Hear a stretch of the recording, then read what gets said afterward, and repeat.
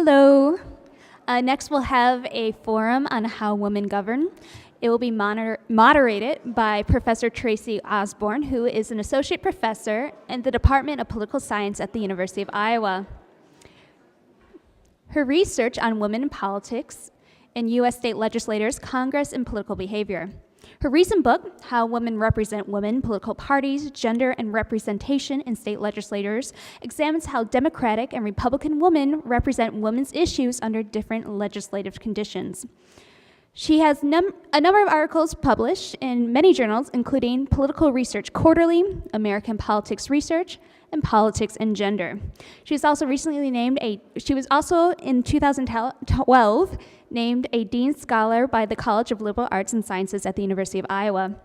Tracy is currently working on a new project about women state legislators' efforts on women's issues legislation as political parties realign from 1960 to 2010. Thanks, Tracy.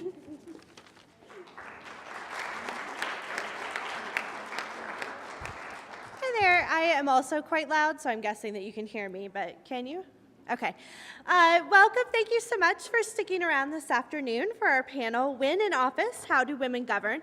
As you heard, this is something that's near and dear to my heart. In fact, one of my undergrad research assistants, who I'm now going to embarrass, is even out in the audience, who's worked on my project with me. So, but we are delighted to have a panel here of half legislators, I almost call them real legislators, like there's fake ones, half real legislators and half academics to talk about how women govern. Now, we've already had several hints as to what we're going to hear today. Anything from democratic legitimacy, that it's important to elect women, if only so we're not 84th in all the countries anymore, because that's kind of embarrassing. But there's also policy differences, as we heard, but there's differences in how they govern and actually the things that they do and how they communicate with each other. And to start off, I thought I'd tell just a really cute story that I ran across last week. Last week was in Tennessee, and I stopped in Nashville because I like state capitals and I wanted to see theirs. And I stayed at a hotel right across from the state capitol, and by coincidence realized it was the hotel where the suffragists and anti-suffragists had stayed for the Tennessee vote, which was the last state to vote on the 19th Amendment. And stories about this are awful. That Carrie Chapman Catt would find alcohol, right? This prohibition, alcohol under her pillow, trying to discredit her, and that it was this nasty fight. They all had different colored flowers, and I thought, oh, how fabulous! They have all these pictures of the suffragettes like up on the balcony, and it was just fabulous.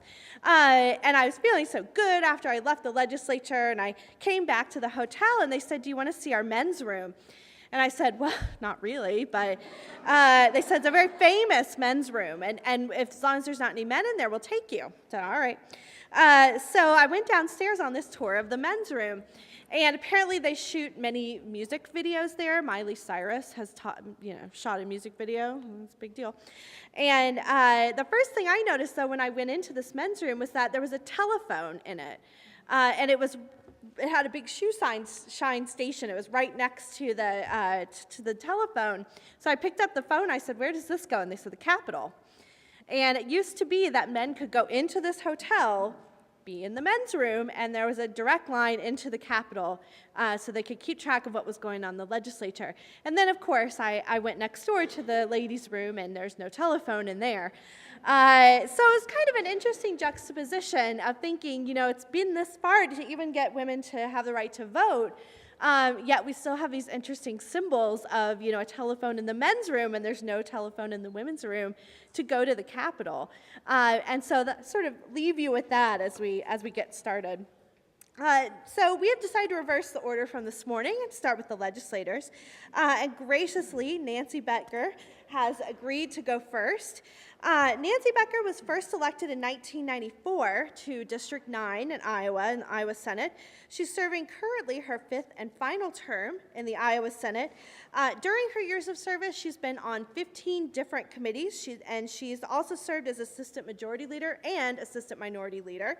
And the chair of the International Relations Committee, where she spent a lot of time developing programs on U.S. diplomacy. She's also worked on many boards and foundations dealing with education policy and health policy. She received her BS in sociology from Iowa State in 1965 and her BA in education from Buena Vista College in 1982. So please welcome Nancy Becker.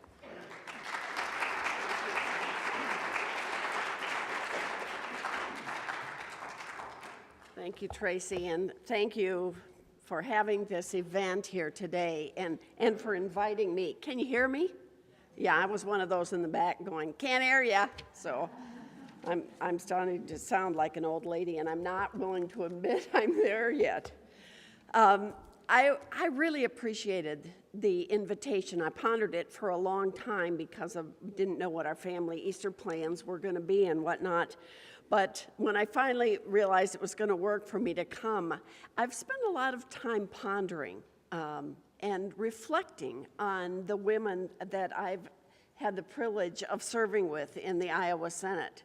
Now, one of those is here today, Maggie Stutzman. And I want to tell you, Maggie Stutzman is a legislator who worked hard. I mean, Maggie really worked hard as a legislator. She was very, very thorough. And I'm here to tell you, as I was thinking about this, and I bring up Maggie, I'm thinking, you know, what are the characteristics of women and how they govern? Those were the questions. I got my questions right here just in case I get sidetracked. And how do we differ? Well, I thought about that, and I know the research are probably going to tell us that we differ a lot, but I can think of both men and women that have hardworking, or are lazy, or are totally concerned with constituents, or I've heard both men and women say, don't assign me to any bills because I don't want to do that this year. Both men and women I've heard say that. I mean, it just blows me away that I heard them say that, but I did. And so I know women bring certain things, not natural necessarily, but characteristics that we have that we are good at because of the other roles that we've played in our lives. Now, in my very nice introduction, it didn't mention that I am a farm wife. I actually grew up in Evanston, Illinois, and I'd never been on a farm before I met my husband, Dave, and we've been married for 49 years now. We have 4 grown kids and wonderful daughters-in-law and a son-in-law, and 12 grandchildren. And they are the reason that I'm retiring. I've served 20 years in the Iowa Senate now, and I think almost anybody can fill my position there, but only I am their grandma. And so it's a great privilege that I'm really love investing time in their lives and mentoring them. They've all been to the Capitol a number of times, and that's really been important to me to mentor them. I got to tell you about one of my real precocious granddaughters. She's extremely precocious for a little kid, and she was 6, I think, when I took her to a district Republican convention with me. And I just wanted her to see the process. Now, you wouldn't think a 6-year-old would be interested, but she's that kind that was. And so I said, why don't you just read the platform? You know, you've all seen those tabloids, what the platform's like. And she was sitting there. Finally, after she'd read the whole thing, remember, she's a 6-year-old, she closes it and said, Graham, really, I'm much more libertarian than this. And I said, well, why don't you just count the ballots then?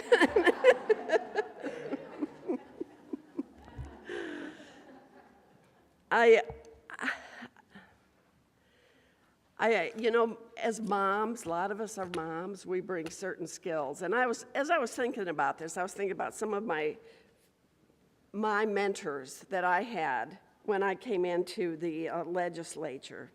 And they are examples of great leadership.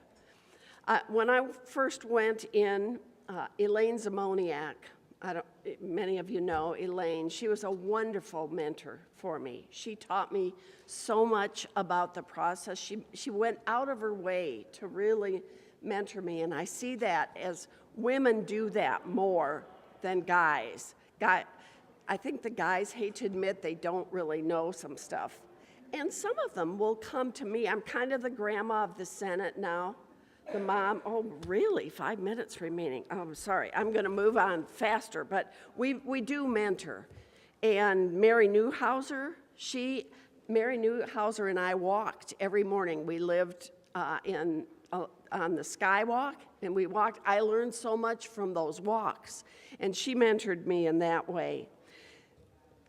Lana Olien, who was the majority leader of the Kansas Senate, and I have become very good friends. I met her my freshman year at a CS, Council of State Governments meeting, and she and I have served on national boards and various things all across the country. She's asked me to speak at meetings, and I've had her do things. And anyway, I called Lana, or she had emailed me last week, and I said, Lana, I'm talking at this group. Give me some random thoughts about women. And I want to share them with you because I've so admired this woman. Women are multitaskers by nature, so they can keep on top of several priorities going at once. And that's true. We are much better at multitasking than some of our male counterparts. Women who share power, especially with other women, are able to accomplish more in a set amount of time. Women as nurturers, we want to fix things, fix problems for those who can't do it on their own. And we are willing to gather the facts from different sources in order to help and mend and solve issues. We want to pull all the ideas together. Consequently, women are more bipartisan in their work than men seem to be. Women who have made it to governing roles have had a tougher road to success than most men, and they can scent pandering like a beagle. I love her verbiage there. Okay, she says, I'm for women. And the practicality and common sense of women who are good listeners, have long memories, and overcome setbacks with true grit are the governing types. Wisdom. One of my best mentors and leaders that I admire most, that is a good friend who I happened to be able to be with twice last week, is Mary Kramer, former president of the Iowa Senate. Mary, I love the way Mary ran a meeting. She ran it efficiently. She would do this, and to her dimples in her cheeks, and say, how did she say it? It's pleasantly, something about, what did she say? Yeah, endlessly pleasant or something like that. And she always was. She could control the emotions, and she would, when she ran a meeting, she always closed with, now, here's what I heard in this meeting, and here's who's doing what. Does anybody have any corrections or additions to that? When Mary ran a meeting, everybody was included, encouraged to have their input, and it was so well done.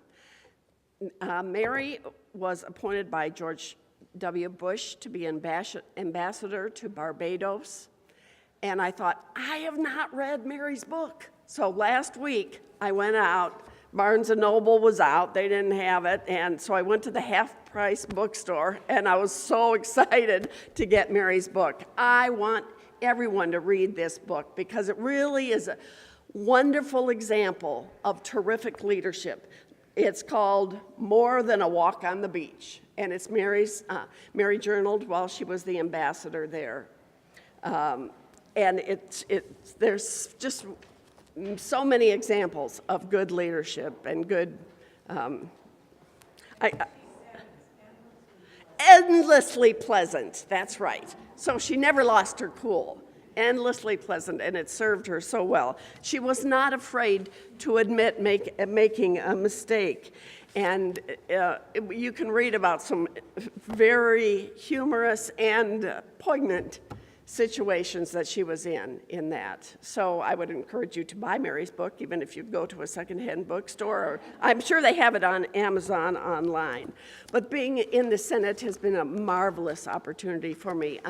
And like she said in my introduction, my work with the International Relations Committee in the Senate was so meaningful to me. When I came in, I was embarrassed the first time we had an international visitor, and people were walking around and talking and not paying attention, and it was terrible. But I pulled together a bipartisan group, by-chamber group, and we pulled together protocols and manners, if you will. I mean, people had bad manners. It was just embarrassing. And we are good now. People put their laptops down, nobody's walking around, and we had to tell them exactly, it's like when we have the prayer, so that you're paying direct attention to our distinguished visitors from other countries, and it makes a good impression on them. And that's one of my proudest accomplishments. But it was done on a bipartisan, by-chamber basis, and women do that well. Thank you.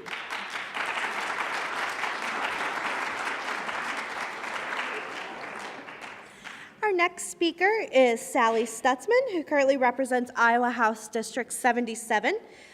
Before that, she's in her first term right now, but before that, she served 5 terms on the Johnson County Board of Supervisors, also serving as the chair of the Johnson County Board of Supervisors in rotation.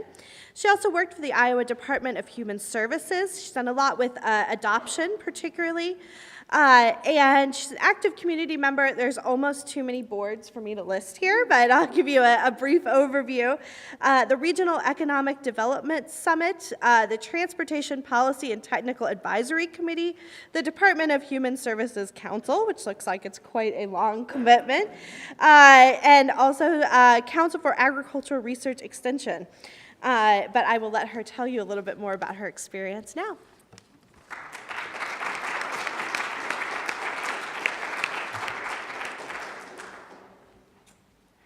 Thank you, and I thank you for the opportunity for me to come and speak today. One of my biggest passions is getting women involved in politics, and I just am so enthused about Jean Lloyd Jones and Maggie Tinsman and their initiative and how well it's going. I just feel it's just terrific what the work they've done to get more women involved, and we've had to work at it. It just doesn't happen, and so I think that's what's been terrific, is acknowledging if we're going to get more women involved, we just can't sit back and let it happen. We have to just actively pursue it, and so that's what I'm just really enthused about. And I also love any opportunity I can to encourage women to get involved in politics. I think the country is just served well, the state, local, state, national, by having more women involved. Women do approach governing different than women, and although men have a lot of good traits, women have a lot of better traits, and I think that they handle governing well, and I've seen it both on the local level and the national level. I began my political career 20-some years ago, and I didn't ever intend to be in politics. I'm a social worker by education. I'd always been involved in lots of community organizations and activities. I love being involved, knowing what's going on, you know, and contributing. You know, I always felt if I was going to be involved in a group or an organization, I wanted to contribute. So I had been around for a while and was approached by a friend and said, Sally, would you consider running for the Board of Supervisors? And of course, my first reaction was, what, who, me? And he said, I think you can do it. And so there was some dysfunction on the board at that time. They weren't getting along real well. And he says, I think you have the skills to bring people together, to kind of temper things on the board so that there's not so much arguing and bickering. And I said, well, yeah, I don't know anything about running a campaign. I had a terrific amount of people that came forward and offered me some great help. And I ran, and I was successful. And 5 terms later, I left the board to run for the for the Iowa House. And I think I did bring to that elected office as a Board of Supervisor some temperance to the board, and bringing people together, reaching consensus on things so that everything didn't have to be a big battle, that we could listen to people, that we could hear what their thoughts were, and do it in an atmosphere that was productive and not counterproductive.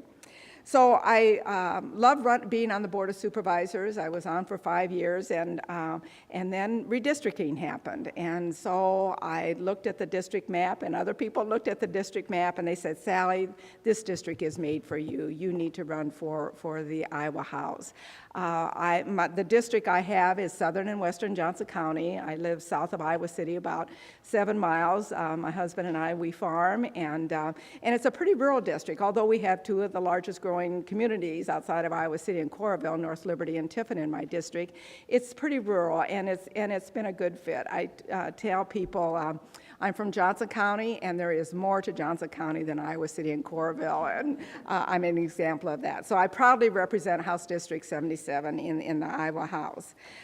When I was elected to the Board of Supervisors, I was only the 4th woman to serve on the Johnson County Board of Supervisors. And while I served on the board, there were never more than 2 women on a five-person board. And I think here we are in Iowa City, Johnson County, and that's the kind of representation of women we had on the Board of Supervisors. So there's still lots of work to do. When I was elected to the Iowa House, we had a terrific freshman year 2 years ago as far as electing women. There were 25 women elected to the Iowa House, and of that 25, out of a total of 100 representatives, 19 were women and 6 were Democrats. We have made some great strides in getting women elected. I hope we continue. There were some other women that had some very close races in running for the Iowa House, and I think that there's opportunities for people to continue to run and to be successful as women. There are limited women in leadership positions in the Iowa House. We have, on the Democratic, I can only speak to the Democratic side or the Democratic caucus, but we have 4 leadership positions and 2 are women. I don't think we've ever had a woman serve in the leadership position for the Iowa House of Representatives. So that's on the Democratic side I'm speaking. There is on the Republican side, the assistant leader is a woman. So there's still work to be done there. But as far as committee chairs on the Democratic side for ranking members, we have 19 committees and 8 are women. And ranking members who are women serve on the Ag Committee, the Human Resource Committee, Education, Ethics, Government Oversight, Judiciary, State Government, Ways and Means. So I think that's great. I think that there's some strong women leadership roles that are represented there. In appropriations, there's 7 committees, and 3 are led by women. 1 is Economic Development, Health and Human Services, and Education. Of course, you always see a strong focus there on education and human services. And it's always good to see Pam Yoakum, who is Speaker of the House, walk over to the Senate side and be involved in leadership meetings. Qualities that I think that women bring to governing is I think women are good communicators. We have learned to be good communicators through our lives, in trying to work with our families and reaching out and bringing people together. So I think that's a very strong trait that we bring to governing. I also think women are very empathetic. Women can put themselves in somebody else's shoes and know what it means or what it feels like to be in their position. I think women are visionary. We don't look just at the immediate consequences, we look long term. So I think that's a real good perspective to bring to solving problems. Women make up half the population, so there is absolutely no reason why we shouldn't have as equal representation when we look at governing. When women serve on a committee, I think that they don't have their egos so much involved as I see a lot of time with women or with men. Women just come to an issue and they want to get the job done, and ultimately they don't care who gets the credit. There's just a problem that needs to be solved and we want to work to get it done. At the Capitol, I always see a lot of this strategy going on, or this, positioning yourselves, more on the men's side than I do on the women's side. Women just have a job, they want to get it done, and they do it well. I think there's more pressure on women to do a good job. I think because we're always trying to prove that we are where we should be, that we are productive, and that we can do the job, that I think that we see a little bit more pressure in having to maybe work hard and prove that there's a reason why we're there. I think women are elected because they're always passionate about something, whether it's women's issues, whether it's childcare, whether it's health, education. That's why we want to serve. We want to serve because we want to make life better for people. We do well with child care issues, with education. I think back, I was a director of 4Cs, a child care resource and referral, and we're always dealing with child care issues. And we often said, if a man had to find child care for 1 week for his family, things would be very, very different in the child care arena. And I think that's the way it is. I think women have always taken care of things, and so, that we kind of lose sight that some of these very basic issues that are so important to our well-being are issues that women can really relate with. Well, I think I wanted to mention one thing about emotions in women governing. We always hear that women are more emotional, that, they fall apart, they can't handle the stress. I don't find that true at all. I think women do very, very well under stress. I think that they arise to the occasion and that they do well. But I do want to caution, unfortunately, emotions can enter in. And I hear of a story about one particular woman legislator, and that's what people talk about, is how she cried in a committee meeting. And I think, what a shame. Darn it, she does good work. She's done some good legislation, and yet, people will talk about, oh, well, she's the one that cried, or had a hissy fit during a particular committee meeting. And I think women have to be aware of that. I think that we have to be, we certainly have to be empathetic, and we have to, nothing wrong with showing your emotional side of things, but I think we always have to kind of balance that with being, professional. You don't see men crying in a committee meeting. So that would be the only thought that I would like to leave you with, and just keep that in mind. So thank you for having me, and I look forward to your questions. Thank you.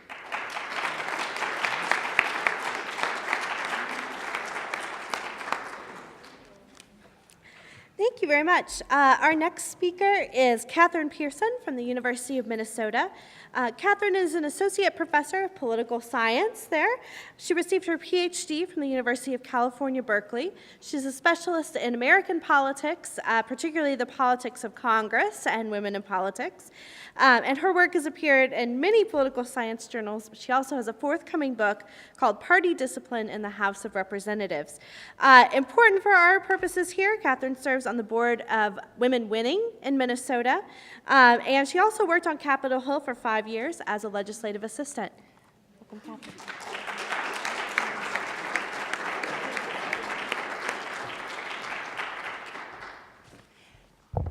Thank you, Tracy, for that nice introduction, and thank you to the Public Policy Center at the University of Iowa for including me in this fabulous conference. I should note that when I worked on Capitol Hill in the 1990s, it was actually for 2 different congresswomen, one Democrat and one Republican, which is sort of unusual. I tell my students, don't follow in my footsteps on this one, but as a political scientist, it actually gave me some really fabulous perspective. So at the most basic level, it's a problem for a representative democracy, a government for the people, by the people, when women only comprise 18% of the House, 20% of the Senate, and 24% of all state legislators.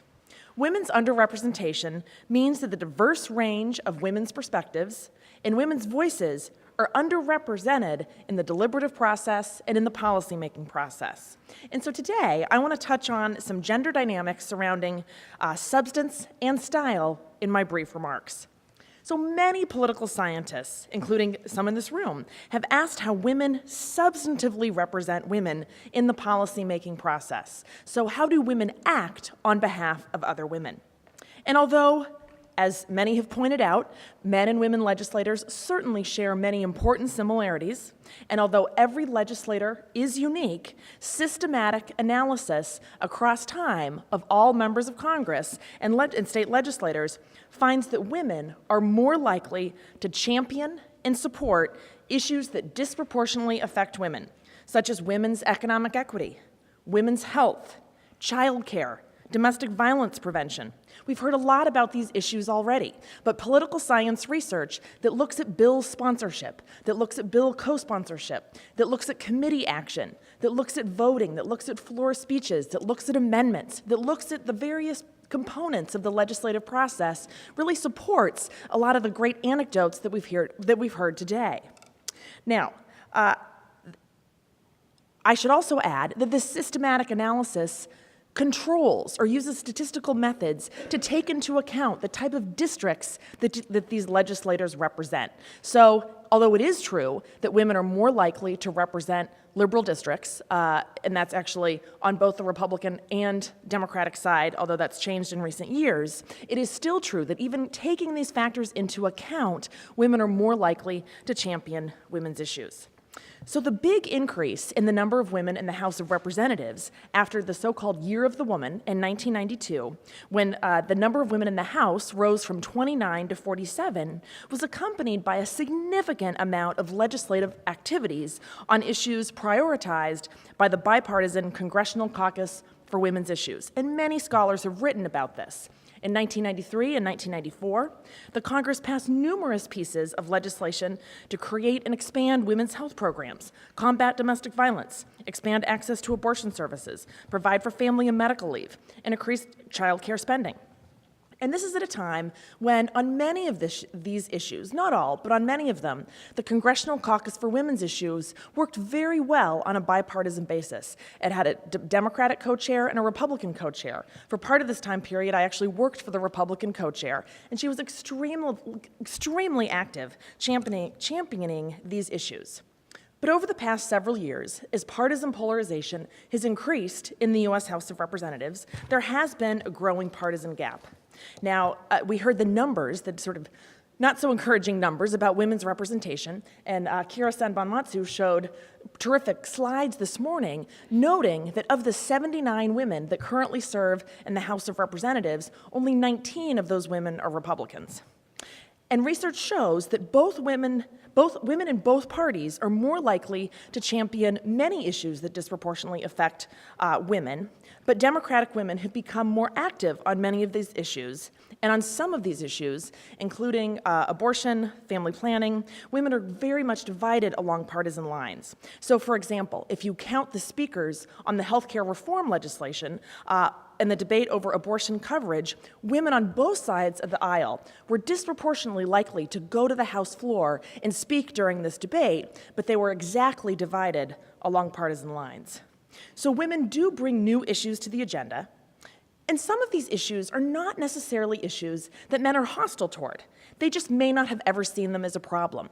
It's already been mentioned today that a bipartisan group of women in the House and the Senate saw a problem with federal research on many topics, including aspirin and clinical trials that only included men. Again, on such everyday things as aspirin, where aspirin could obviously have a different effect on women than men. And so women in the House and Senate brought forward legislation to remedy this when it came to health research that was federally funded, and this legislation, sponsored by women, actually created an Institute of Women's Health at the National Institutes of Health. During debate over welfare reform in 1995 and 1996, it was Lynn Woolsey, a congresswoman from California, who could speak personally about her own experiences on AFDC. During the 1990s, it was conservative Republican Barbara Vukanovich from Nevada, who herself was a breast cancer survivor, who talked personally about the need for increased funding for research for breast cancer. Research that I have done with a co-author, Logan Dancy, on speeches during debate on the House floor and 1-minute speeches at the beginning of the day from the late 1980s to the present shows that women in both parties are more likely to talk about issues of concern to women. during these debates and during these one-minute speeches. And this doesn't necessarily only apply to women's issues. So, for example, when talking about the war in Iraq, Republican women were more likely to speak, talking about the implications for women, both in Iraq and service women. And so this was true for women on both sides of the aisle. And again, this was also true across a range of debates, not just debates on issues that we think about as so-called women's issues. And here is some support for something that Senator Klobuchar really focused on during her speech, and we've also heard a lot about today, and that is that women do work harder. In a male-dominated institution, women feel an extra imperative to prove themselves, and it shows. Women are more legislatively active, on average, than their male colleagues. I did some research on this. From 1989 to 2010, on average, Congresswomen sponsor more bills than congressmen do, and congresswomen give more speeches than congressmen do. I can give you the exact numbers during Q&A if you'd like. I'll spare you those right now, but I think it just goes to show that the women who run for Congress are actually more likely to have previous electoral experience than the men who run for Congress, and once they get there, they continue to prove themselves to their colleagues and constituents alike. So women in government, just like women in every walk of life, do try to typically do it all. So political science research has found evidence, as many have suggested today, that women do tend to be more collaborative than their male colleagues are. Research on committee hearings by Lynn Kathleen many years ago found that women in committee hearings incorporate more of their colleagues' ideas, interrupt their colleagues less, and essentially are more consensus-oriented. And I don't doubt that this remains true. That said, this collaborative dynamic, especially in the House of Representatives, has been affected by institutional dynamics and partisan polarization. The parties have polarized along partisan lines, and this affects women. So in the House, women in both parties vote with their party against the other party as often as the men do. And this didn't actually used to be the case, particularly for Republican women. But now, women are just as partisan in their voting behavior. And I've also analyzed partisan rhetoric in congressional speeches. And women are just as likely to make partisan attacks as congressmen. And I think this really speaks to the polarization and the power that party leaders have over their members and the desire of men and women to prove themselves to their partisan colleagues and their party leaders. But we do see in the House of Representatives a lot of evidence, some of which was presented by Cindy Simon Rosenthal in her book about Speaker Pelosi, that women are very collaborative within their party. And so we saw with Speaker Pelosi, a speaker who had an unprecedented number of meetings with her same party colleagues, really making sure that she was incorporating a diverse array of her Democratic colleagues' ideas. And we see the same dynamics within the Republican Party. The Senate, as Senator Klobuchar explained today, is a whole different dynamic. In the Senate, it's actually rewarded to work across party lines because it takes 60 votes and therefore a bipartisan coalition to get most anything done. Senators also represent states, which tends to be more diverse than individual member House districts. So here's just a story that really illustrates that institutional and partisan dynamics matter. And so for women serving in office and women thinking about running for office, it's important to take both district and state dynamics as well as partisan dynamics in mind. And so with that, I'll conclude, but I look forward to your questions about women working in office.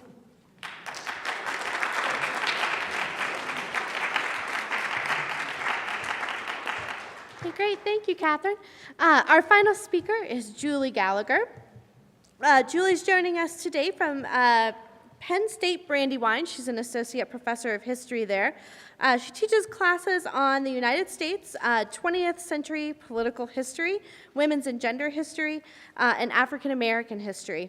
She was recently named the Rosenberg Endowed Professor for Career Development in Leadership and Innovation there.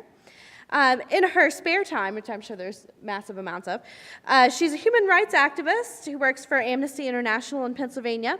She's actually monitored elections for the Organization for Security and Cooperation in Europe in places like Kazakhstan, Ukraine, Armenia, and Belarus. So in her off time, she can tell you about Ukraine. But we welcome Julie to talk about women in politics.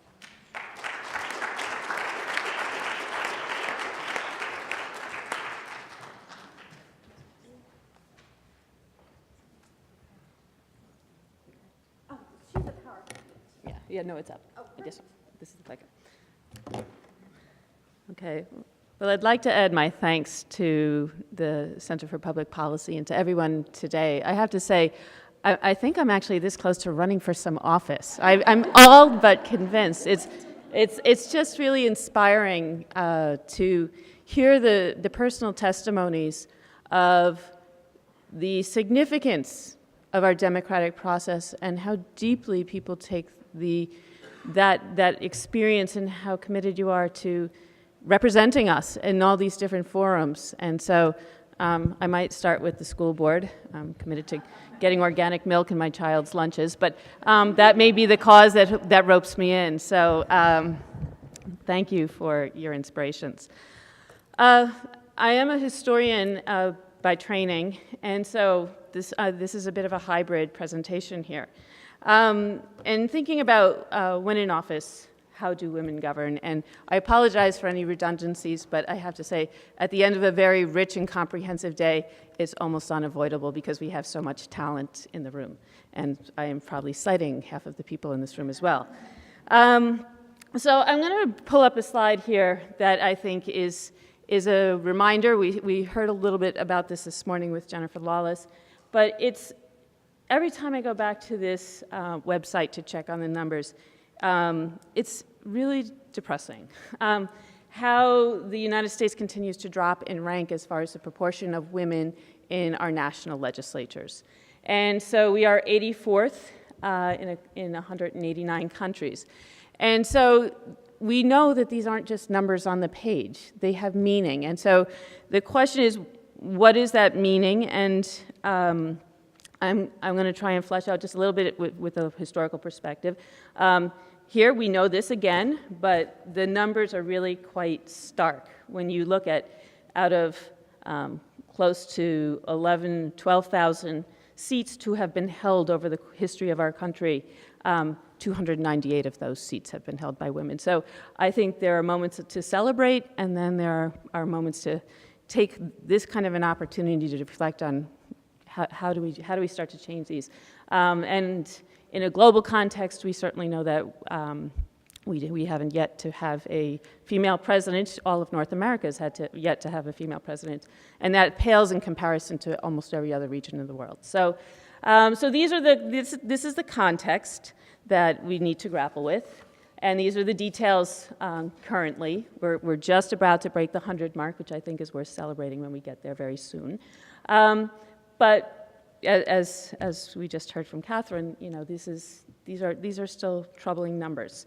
And as a native New Yorker and a citizen of Pennsylvania these days, I wasn't very aware of where Iowa stood in comparison. And so I pulled up this chart, and you know this far better than I do, that I was committed to making the changes to bring women into the House and the Senate, and also I love the concept of 50-50 by 2020, so I wish you all the best with that.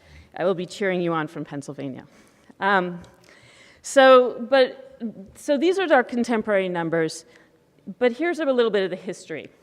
In thinking about how women legislate, how do they govern? And we have Jeanette Rankin up in the far corner here.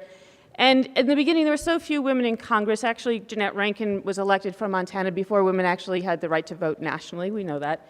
And so there were few women, and they didn't necessarily vote along partisan lines here, as a block around women's issues. Jeanette Rankin came out of the suffrage movement. She was very committed to women's rights. She had initiated some sponsorship for funding for women's health issues, which eventually became the Shepherd-Towner Act, which was one of the first major pieces of social legislation around health care. It shortly thereafter got rescinded. But when it actually came up for a vote in the House, there was one woman sitting in the House of Representatives. Her name was Alice Robertson, who did not want to support that legislation. So you can't say that there was a women's kind of cohort at that particular point in time. Moving on to the Depression and the World War II and Cold War period, we see that in that 20-year period, 36 women served in the U.S. Congress. And again, women's issues that we might define them today didn't necessarily cohere, women didn't necessarily identify particular issues that they worked on together. And I brought up to Stephen this example of, certainly Cold War politics was intense at the time, and Edna Kelly of New York, representative of New York, was an ardent anti-communist, and I thought it was quite interesting that Senator Margaret Chase Smith from Maine took a really courageous step as a junior senator to challenge Senator McCarthy, which was a daunting task at any point, calling him out and saying, those of us who should shout the loudest about Americanism are too frequently those who ignore some of the basic principles of Americanism: the right to criticize, to hold unpopular beliefs, the right to protest, the right to independent thought. So here's a woman who, as a junior senator, took a really courageous step, but again, there's no kind of coherent women's role. I include in the bottom here a woman you probably are unfamiliar with, but I've written a book on African American women in politics and focused on New York, and this woman is Bessie Buchanan. And she was the first African American woman elected to the New York State Legislature in 1954. So 1954 is a lot of importance for the civil rights history writ large, because especially of Brown. But New York had its own special moment here. And it was a really important victory because of what Bessie Buchanan brought to the table. And this is when we think about how women govern. She explicitly called attention to the need for black women in politics. Her campaign platform included something for African Americans in general and something for black women in particular. She pledged to fight for stronger anti-discrimination laws, more daycare centers, and increased unemployment and workmen's compensation benefits, demonstrating a concern for race, gender, and class issues. After her resounding victory, she made good on her promise to fight for all forms of discrimination. And I should say, when Buchanan brought these issues to the New York State Legislature, she was kind of bringing in new information to the gentleman who had served there for a long time. She didn't have any success in moving these to completion as laws in the 8 years that she served, but what she did was force people to sit there and listen, and she introduced these pieces of legislation with other progressive members of the House. And so it was important that somebody started to raise these issues, and she knew that if she wasn't there raising them, nobody was going to be. This is another woman who served going back to the congressional level. Edith Green was extremely important, serving in the House of Representatives from Oregon for 20 years. More explicitly than her predecessors, as a change from the past, we start to see feminist issues starting to bubble up, and Green was extremely important in advocating for the Equal Pay Act in 1963. She was less supportive of the Title VII in the Civil Rights Act, and I can explain that in the question and answer if there's interest. But she was vitally important for those of us who take Title IX as a serious legislative achievement. We can thank Edith Green in part for that, and also Patsy Mink. So having women in the House has made some important changes. Here is Martha Griffiths, another important woman who brought gender issues to the fore when Howard Smith of Virginia kind of flippantly introduced sex as a piece of the Civil Rights Amendment of Title VII. She gave it meaning, she and others, Pauli Murray in particular, and she did say at that point, the fact that you're laughing, gentlemen, is all the more reason to understand why this is actually important that we do this.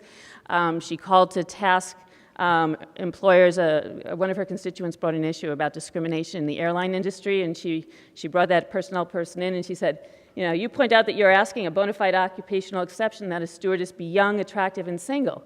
And what are you running, an airline or a whorehouse? So she didn't pull punches. She was willing to call things as they were. She said, I don't really give a damn what men think of me. I'm going to raise these issues. So as thinking about how women behave, these are two historical firsts. Patsy Mink, the first Asian American woman representing Hawaii, and Shirley Chisholm, the first African American woman. She was a member of Congress from Brooklyn.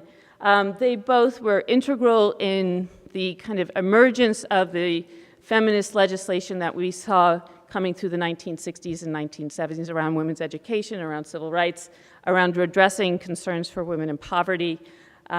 Shirley Chisholm was near and dear to my heart. She was the beginning of my research as a as a research topic because of her political engagement. And she too, we start to see a change in tenor here when she said, you know, I have no interest in being quiet. I may be a freshman member of the House, but I'm going to bring these issues and you're going to have to engage with me on them. So that was an important shift.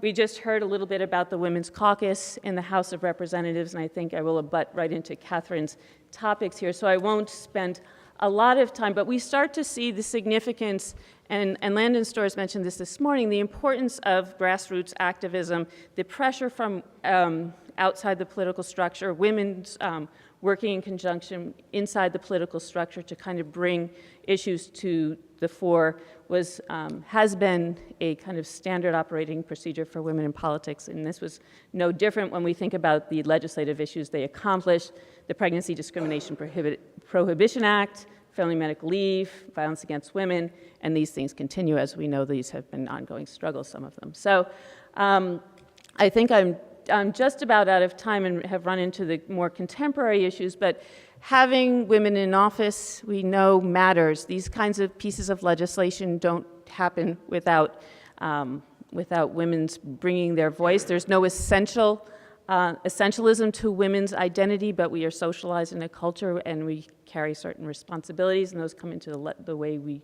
see women legislating.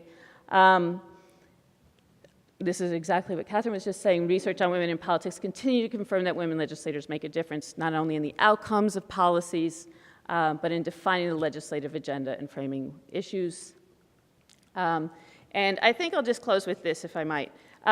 These are recent perspectives from Olympia Snow and Barbara Boxer, and they talked about the sense of double responsibility that they have. They have responsibility to their constituents within their states or their districts, or in this case in the states, but they also feel a sense that they're speaking for women more generally.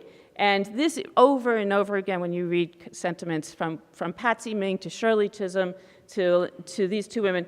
She said, Olympia Snow said, I've always felt the special concern and unique responsibility to single out those issues that are so important and critical for the future of women and to make changes because their voices cannot be heard otherwise. So when you imagine serving your constituency, whether it's Maine or California, and then feeling the sense of double burden here to figure out how to navigate these things, there's a lot that is being carried on these women's shoulders, and they're doing so, I think, especially when we look at what just happened with the closing of with the closing down of the federal government, that they have helped bail us out. So I will leave it there and look forward to your questions. Thank you.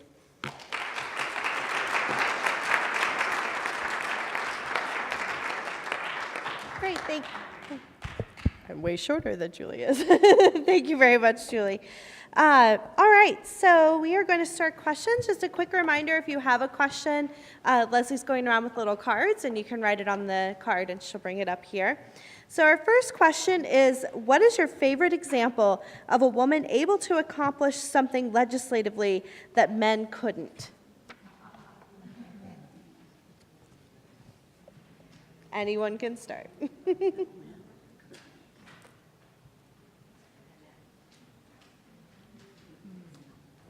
I'm going to jump right to the government shutdown, which is not new, because I think that's a real example where the men just couldn't do that. And so that's where Senate Budget Committee Chair Patty Murray was so critically important, and the women comprised a disproportionate number of that gang of 14 that really put pressure on the Senate to drive an end to the government shutdown and actually finally force House Republicans' plan. But I want to change the question a little bit, because this is where the question is about where men couldn't find a resolution, but I think in so many instances, women make a difference where men had never thought there was a problem.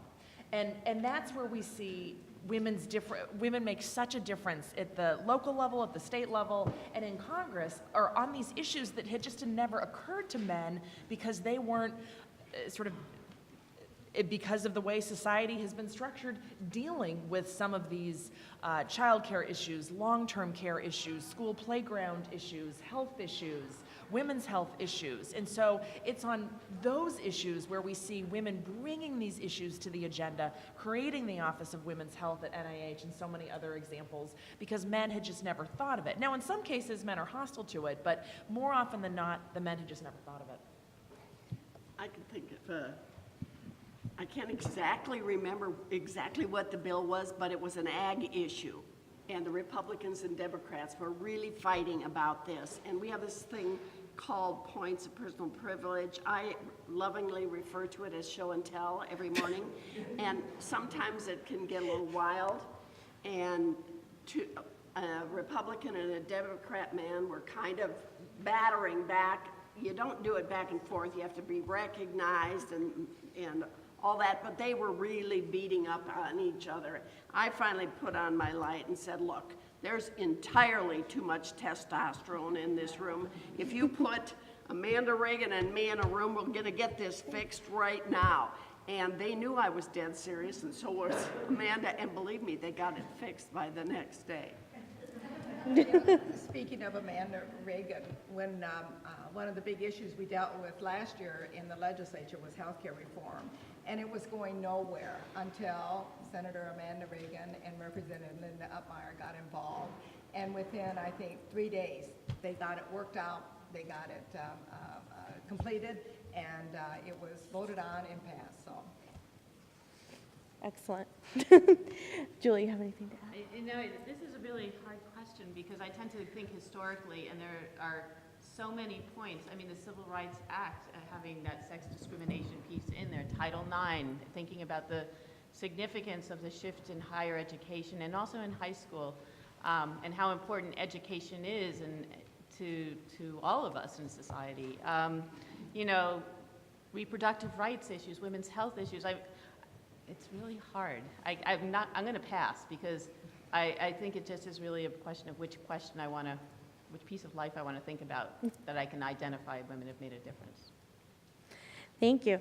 Okay, this one's addressed to Catherine Pearson particularly, but I'll open it up to everybody. Who are the newly elected women we should, quote, watch? Oh, that's a great question. So certainly, everyone should know that the old joke is that every sitting U.S. senator looks in the mirror and sees a future president. So I would say really watch any of these 20 women in the U.S. Senate. So many of them are outstanding, and thinking down to the women in the U.S. Senate who have made some of the long lists of potential Democratic contenders, if Hillary doesn't run or in the future. Certainly Senator Elizabeth Warren from Massachusetts is high on that list. Senator Klobuchar, who you all just heard from Minnesota, tends to be on that list. Claire McCaskill certainly is very popular. I mean, but really any of the senators. On the Republican side, I think to some extent, some of the Republicans, I'm thinking of Susan Collins, Lisa Murkowski, have perhaps butted heads with their party too much to be seriously in contention for the nomination, but Kelly Ayotte, a newly elected, or fairly newly elected Republican senator, is impressive. In the House of Representatives, Democratic Congresswoman Debbie Wasserman Schultz has really showed herself to be very, very entrepreneurial in leadership. She had headed the DNC. She herself is a breast cancer survivor. She comes to mind. On the Republican side, Marsha Blackburn from Tennessee, very conservative, but certainly someone who is very active. There are so many more, but those are some of the names that come to me right off the bat. Did you guys add anyone at the state level? Oh, I can, at the state level, Absolutely. as a Republican, I would certainly say Kim Reynolds, the governor's certainly grooming her to step in. And I served with her in the Senate. We're good friends. We slipped out to lunch the other day in the back doors, and I think she has great potential for that. And Joni Ernst on the Republican side is really moving way ahead from just starting in her race for Senate. So. What about the Democratic side? Well, I guess I would say in the House, a young representative from Northeast Iowa, Patty Ruff, has just done some really impressive work as a freshman legislator, working across the aisle, bringing issues. She got up on the House floor the other day and talked about the anti-bullying bill from personal experience about her son being bullied. And it certainly got everybody's attention, so that was very good. Nancy Dunkel is another one who has some strong economic development background, and I think that she brings a little different perspective than what you usually think about women to the legislature, but I think she's one to watch too. Great. Julie? Yeah, I was just going to say, I mean, so oftentimes the governorships are the path to presidencies. I think 4 out of our last 6 have come through, and I'm not terribly familiar with the profiles of the current 5 governors. I have a little bit of sense of a couple of them just from their news stories. So I don't know if there's a bench developing in the governorships where we might also see, rather than the Senate or the House. So many of them are brand new, the governors right now. It's hard to know quite yet. All right, so we have another question here. How can men help women win more political power? When they're in power, they can certainly reach out and appoint women to committee chairmanships, assist them in becoming assistant leaders or whatnot, but doing those first steps for women to take. And I think too, men can mentor women too, and how you work within the system and things, because that's something that women aren't always real well adverse to, or real well in tune to, is how the political system works, especially on the federal level or the state level. It's a different process, and I think women could benefit from the inside in knowing, okay, this is how the best way to get legislation done. Men can encourage well-qualified women to run for office, certainly. There are many women who have great qualifications, who don't see themselves as qualified, and men who know them can certainly help in that regard. And the men who serve in office can make sure that women get credit for what women do when we hear so many stories in political science research and just sort of anecdotally that men often take credit for women's ideas and women's accomplishments. And so men can stop doing that and give credit where men Just to take a slightly different tact, I will say, though, that we should also remember how much men have supported women. I mean, I think many of the stories today people talked about it was men who reached out to them. Certainly we wouldn't have the 19th Amendment without men. Any of this legislation, when you only have 300 women approximately who've ever served in the United States Congress, all of the legislation that has come to pass has come because men understand the importance of women's place in society. So I think there's a lot more that they can do, but we should also see there has been some progress. And I was going to add, not every woman that runs for office is married, but if a woman is married, the husband can pick up the kids, he can run activities and be supportive of his wife in those ways, that kind of reverse roles in some situations. But I think we have time for one more question. Okay. So I'm going to paraphrase slightly, but I think it's a good question here. Since we have research that shows that women's support for issues can cut across partisan lines, how can voters be persuaded to vote for a woman because she's a woman, or should they? So where do these things cross, the partisanship and the women's issues, and what should voters look for? I think women have a great opportunity to raise the level of the elections that are out there. I am sick and tired of the mudslinging, of the lying, and integrity matters. And women will get elected more and more, I believe, when we rise to the occasion and say, I'm not going to do that. I'm telling you, 20 years in this Iowa Senate, I have never mentioned my opponent in a campaign. And I refuse to do it, even when pressured to do the comparison pieces or whatnot. And I had people call me after the elections and say, I voted for you. I've never been politically active, but you didn't have one negative thing out there. And I think women can make a huge difference if we stand up to the pressures of doing those negative things and make the change. Well, and Nancy brings some good points, but I think too, by showing that we can bring people together and work across party lines and work on issues that are relevant to both sides of the aisle as well as men and women. I'm going to play a little bit of devil's advocate here because the biggest predictor of how someone will vote is party. And that's true for men and that's true for women. And that's not to say that there aren't competitive races where women of both parties have appeal to independent-minded voters. But I think one way where women can really make a difference in voting for women and mobilizing for women is in party primaries on both sides of the aisle. I concur.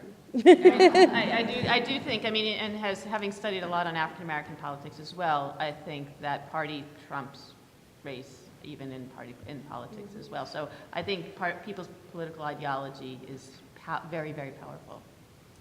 Can I just add one thing? Absolutely. It's in many districts, like my own, when I first started, it was a third registration. It's the independents that decide the outcome of that election. But it's the parties that decides who you choose between. Well, thank you so much for coming, and thank you very much to our panelists for their insights.